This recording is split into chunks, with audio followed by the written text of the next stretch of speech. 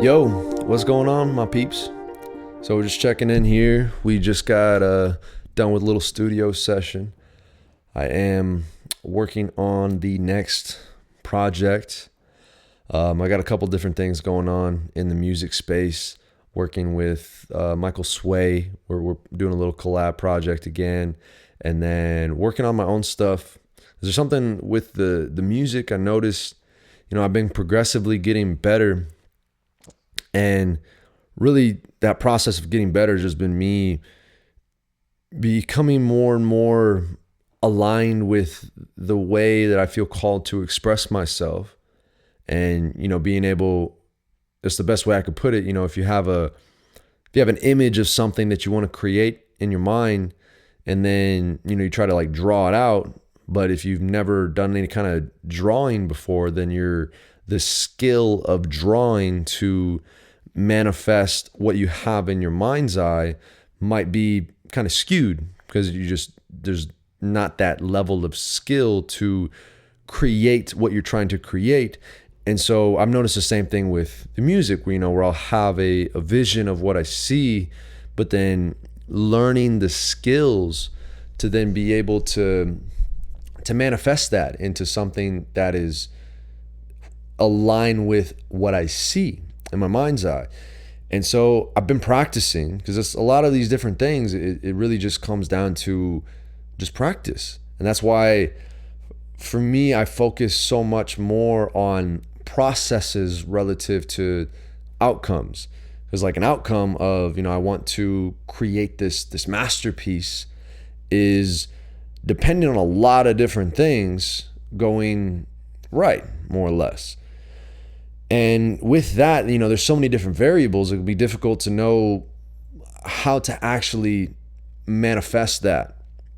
But if I just focus on the process, if I commit myself to being in the studio consistently and regularly and just do that process and continue to set my intention on being the best that I can be every single time and improving every single time, inevitably my level of skill is going to increase. And as I continue to put more and more practice in, I'm going to achieve a certain level of mastery that's going to allow me to manifest the vision that I have in my mind.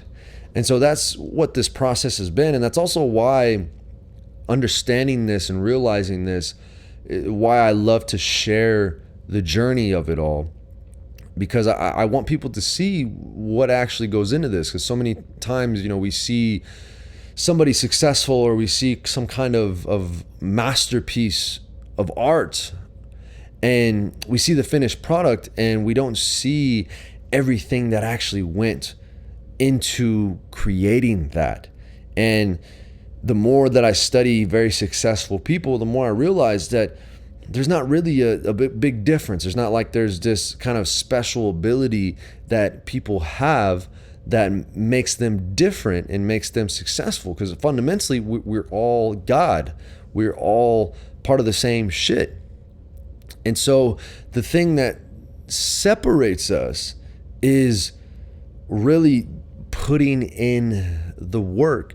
And even with that terminology, it can get skewed of like, if I just do this thing and I just do it long enough that I'll inevitably be good at it. And there's truth to that.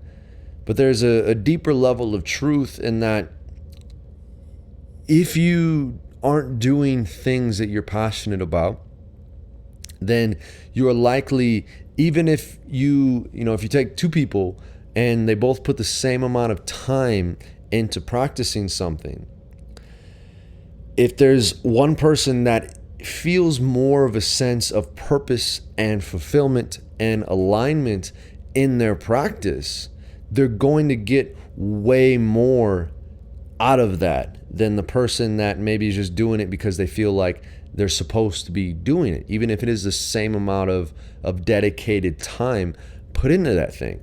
So there's also this element of what is actually aligned to you. In other words, what are you passionate about? What do you actually have a desire and a curiosity and an overall thirst for getting better at? And if you can find those things, which is why it's important to explore, to give yourself permission to explore a lot of different things, because, we kind of pigeonhole ourselves. We don't think outside of the box of what we've already been accustomed to doing. We kind of give ourselves excuses of, oh, I'll never be good at that, or, oh, it's too late for that, or, whatever kind of reasoning that we put behind it to justify us just not giving ourselves permission to take action and to explore different opportunities and to see what happens. Because inevitably you'll find things that they won't work out, and you might label it as a failure. I mean, hell, in that sense, I've failed so many fucking times in my life, and I continue to fail. But now I don't look at it as failure. I just look at it as stepping stones of learning. Because every time that I, quote unquote, fail, I'm learning something, and then I can come back and I can make improvements, and I can do a little bit better the next time that I try. But if we just chalk it up as a failure, then it's like, okay, well, there's no reason to try again. I'm a failure. And that's like when you identify as that, that's when it becomes this deeply rooted thing that's hard to get out of, because you're wrapping your identity around your abilities or experience of inabilities. If I were to quit after the first time that I tried making music, which was, kind of did happen. I kind of went in and I saw, just like most things, you see somebody that is very successful at it, and you're like, oh, that can't be that hard. And then you actually go and do the thing, and you're like, oh shit, there's actually a lot more that goes into this than I originally anticipated. And then it's like, okay, this is actually a lot harder than I thought that it would be. And you come up against the inevitable challenges of any kind of meaningful endeavor, and then you have that choice where it's like, okay, well, I can just leave this, I tried, didn't work out, not for me. Or you say, okay, I've got to get this now. I got a little taste, and now I'm curious, now I'm hungry, now I have a thirst that is begging to be quenched, to gain this experience and to gain this knowledge and this wisdom. And therefore I want to go after that.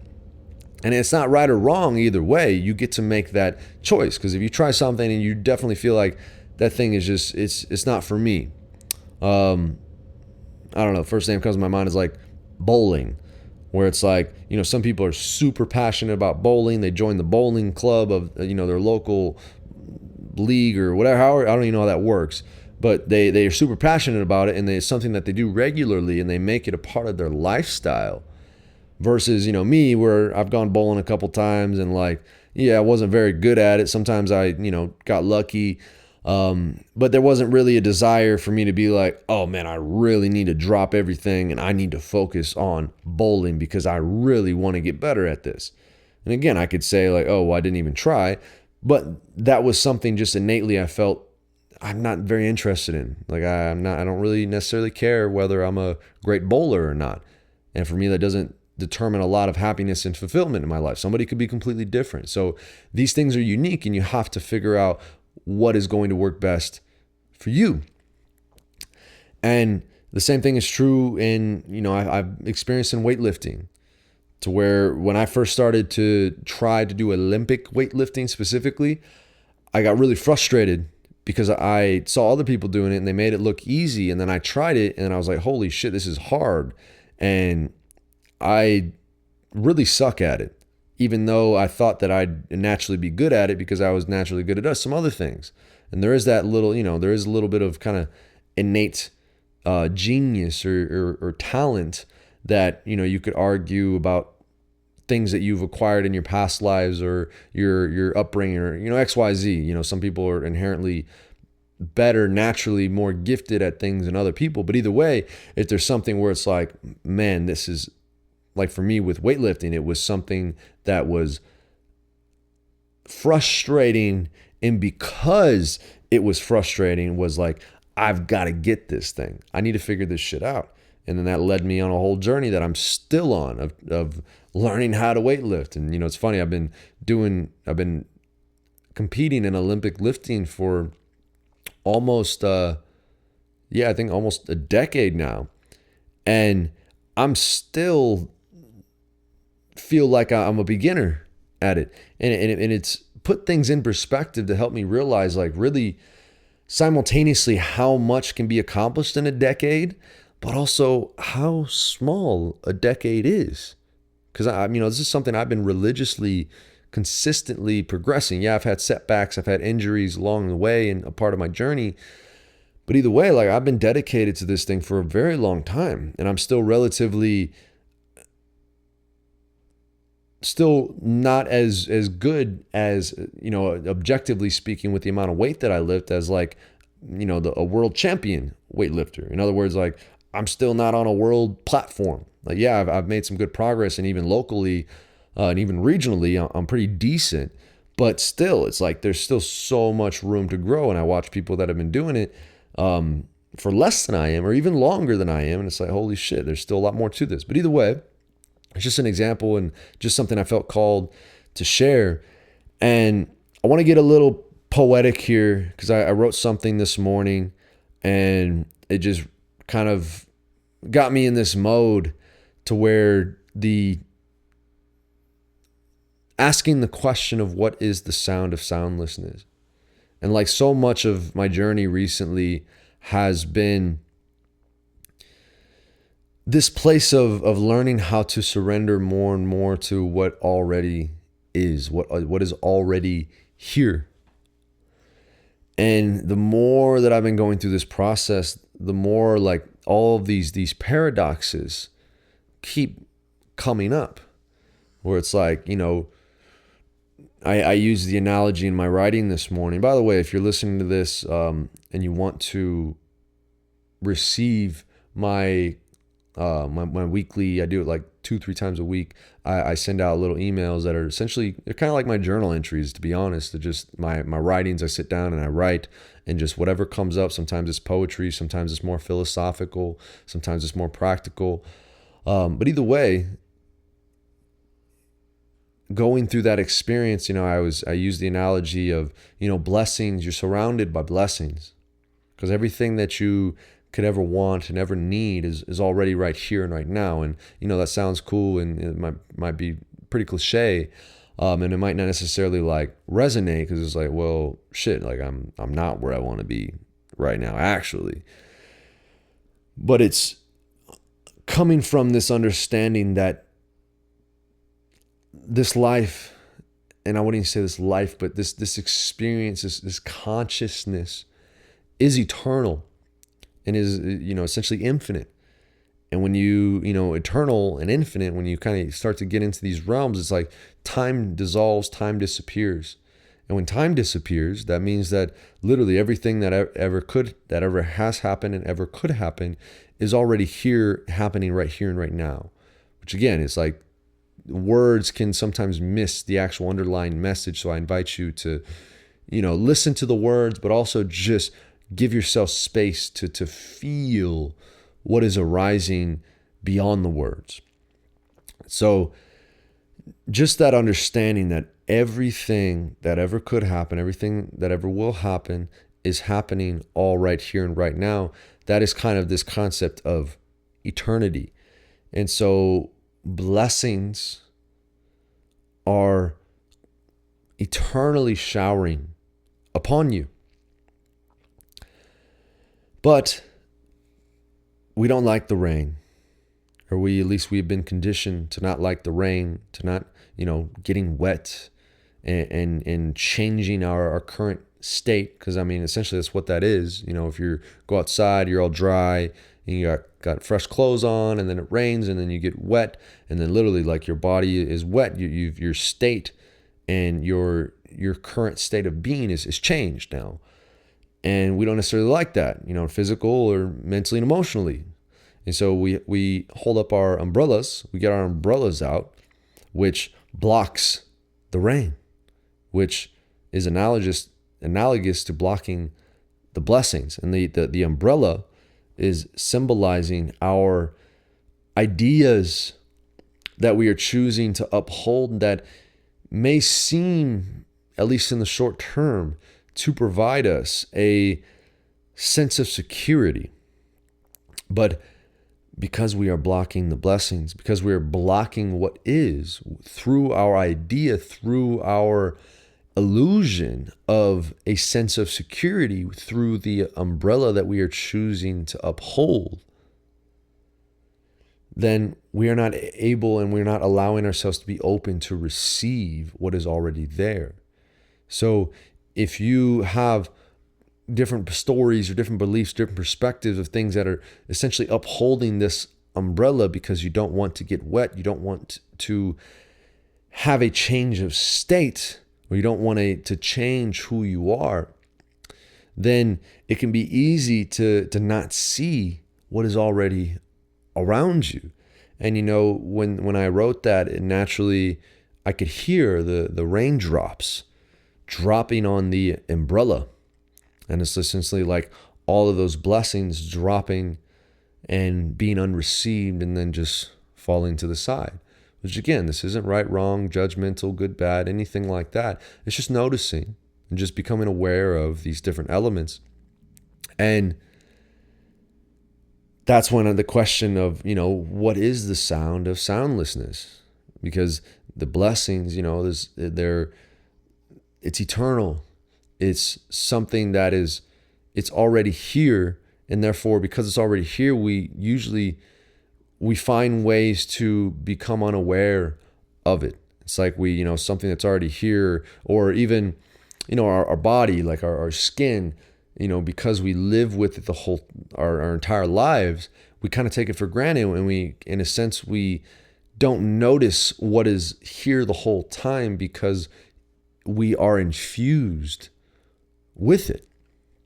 It's like if you had a sore throat your whole life, and that just felt like that was normal to you because that's all that you knew is having that sore throat. And people try to tell you like, yo, you've got a sore throat, but you're like, no, that's bullshit. Like I feel fine. This is how I've always felt. But then all of a sudden you go through a transformation and you no longer have that sore throat anymore. And now you have that perspective and you can see like, oh, I've had that sore throat the whole time. And that's the same thing. It's like, it's all right here, but because it's been here the whole time, it can be easy to miss it. But when you have that perspective to see the difference of, oh, this is what this actually feels like. This is what it feels like to have an experience, a mystical experience of oneness with everything. And, having that experience, which can be realized in a number of different ways, just spontaneously through meditation, through psychedelics, through sex, like through creating arts, a number of different ways, creating that mystical experience. And once you have that, now then you have that perspective to be like, oh, this is what that feels like. And this is how I've been living. Even though I thought this was just my normal state, I've actually been sick this whole time. And I never knew because it's how I always felt. And so the blessings are already right here and right now. But sometimes you need that perspective. And that's a lot of times why the pain teacher shows up, to help you grow your awareness so you can have that perspective. It's like, okay, well, the sore throat didn't get your attention, so here's cancer. And here's something more severe and more intense that maybe it'll get your attention now. So then you can grow and shift your awareness to see what is already happening all around you. And then through that process, that's where the healing happens, because your awareness grows. And as your awareness grows, you're able to see more and more of what is already going on. And when you can see more and more of what is already going on, it's easier to see things objectively and then to make things, to create changes in yourself. And there's different levels to this, because even at a certain level, it's like, where does subject and object begin and end? In reality, is this all subject, or is there something that is outside of me? Is this all, the illusion, the Maya, the grand play? Like I'm just this character that is part of this entire consciousness. I'm just, a kind of local expression of the unified source of consciousness. So again, that's a possibility to lean into.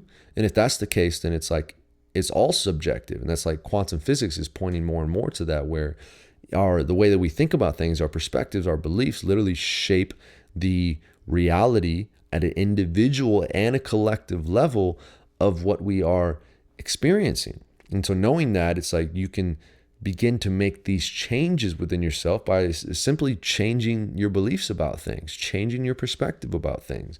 That alone can have a huge impact and can be the catalyst for the healing journey. But sometimes you just have to have that perspective shift. So that's what I want to leave you with today.